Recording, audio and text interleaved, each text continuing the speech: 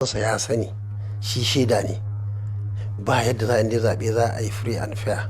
Jama'a ne za su yi zaɓen a Kano a kada mu, da za a kada mu a kansa za a kada mu. Assalamu alaikum masu bibiyar mu, kasance da mu domin sauraron sabuwar tattaunawa tare da jagoran ɗarikar Kwankwaso wato injiniya Rabi'u Musa Kwankwaso game da ficewarsa daga ADC da kuma yiwuwar kada gwamnan Kano Abba Kabir Yusuf. Ku kasance da mu domin jin cikakkiyar tattaunawar, amma idan wannan shine farkon ziyartar ka wannan shafi namu mai albarka, ka tsaya ka danna mana subscribing da alamar liking. Mun gode. Ko da takara ko ba takara, mu 'yan siyasa ne. Mu abin da ba ma so shine fituntunu. Saboda haka mu a matsayin mu na 'yan siyasa, wannan maganar zaɓe ba ita ce ta ke a gaban mu ba. Abin da yake gaban mu na farko dai jam'iyya ta nasara, kuma na fahimci da shi kansa Peter Obi muna da abubuwa da yawa iri ɗaya. Na farko dai muna da masoya, musamman matasa maza da mata, wanda suke bin mu tsakani da Allah, suna ganin in muka samu nasara su ma za su samu nasara. Wannan yana da matukar muhimmanci, musamman ka duba obedience da 'yan kwankwasiya. Haɗin nan zai zama abubuwa wanda zai zama mana alheri, zai zama ƙasar nan alheri. Amma wasu na ganin cewa abin da kuka yi kaman kun yi ma jam'iyyar adawa da 'yan adawa kancal ne, za ku bata musu rawa. Wasu ma sun fara zargin cewa kamar kuna ma Tinubu aiki ne shugaban kasa saboda ya samu ci shugaban kasa a zabe mai zuwa. To idan mai faɗan magana wawa ne, na tabbata mai jinta ina da hankali. Ai yanzu nake zata a yanzu ma ba gaba ba, duk da jam'iyyar mu ita ce take samun nasarar karuwa, mu ne muka fi kowa samun ci gaba a harkokin shigawa mutane. Kar ka manta wannan jam'iyya bata wuce wata uku ba da dan wani abu. Ni kai na shiga ta har yanzu ban cika wata ba da ni da fita din, amma kana ganin a halin yanzu mun karaɗe ko ina a Najeriya. Muna da abubuwa iri ɗaya da shi Peter Obi. Na farko dai wannan magoya baya namu, wanda yake mafi yawa matasa ne da kuma 'yan kishin ƙasa. Kuma sannan kullum abin da yake magana mu ma shi muke magana, harkar ilimi, harkar tsaro, harkar noma.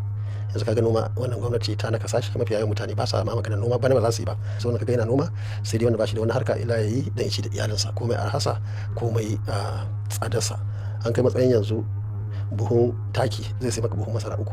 Kafin wannan lokacin buhun masara ne ke sayan taki uku. Wato bari mu koma ga bangaren Atiku Abubakar. An ga cewa bayan wannan canza sheka da kai ya kasance har an fara samun kananan maganganu can tsakanin magoya bayan ka da magoya bayan Atiku, kamar akwai rashin jituwa wanda da kan an ga kaman kun haɗe. Ya kake ji da wannan?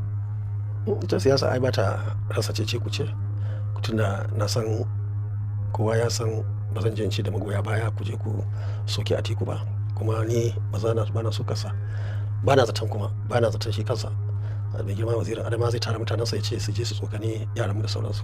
A duk tafiya baka rasa fitinannu wanda suke ganin ya kamata a tsokana, amma dai abin da na sani, musamman tarbiyyar da muka yi wa magoya bayan mu, inda dan kwankwasiya ne, shine kar ka je ka tsokani kowa. To yanzu ta tabbata cewa kai ne za ka yi ma Peter Obi mataimakin shugaban kasa kenan a takarar 2023? Kamar yadda kowa ya sani, jama'iyyar da muke ciki mun zauna mun yi shawara, musamman saboda ganin yadda kudu yanzu ta yi ko tana yin ɗaya daga cikin terms da guda biyu da ya kamata ta yi.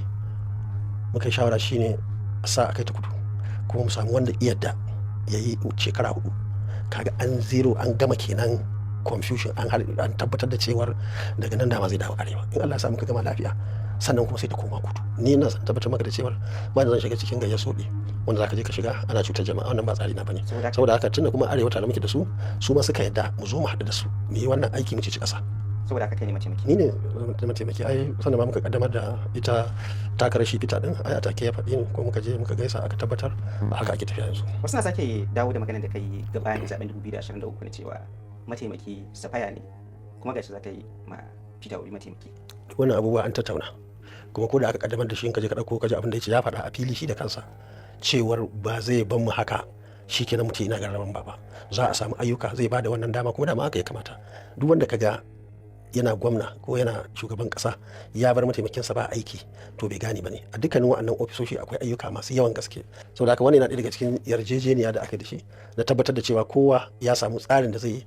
Musamman ni na tabbata zan rinka bada shawarwari, za mu yi kuma aiki akan abubuwa da yawa, musamman harkar ilimi, musamman harkar tsaro da sauran abubuwa da nake da abubuwa da zan iya cewa a kowace gwamnati na shiga.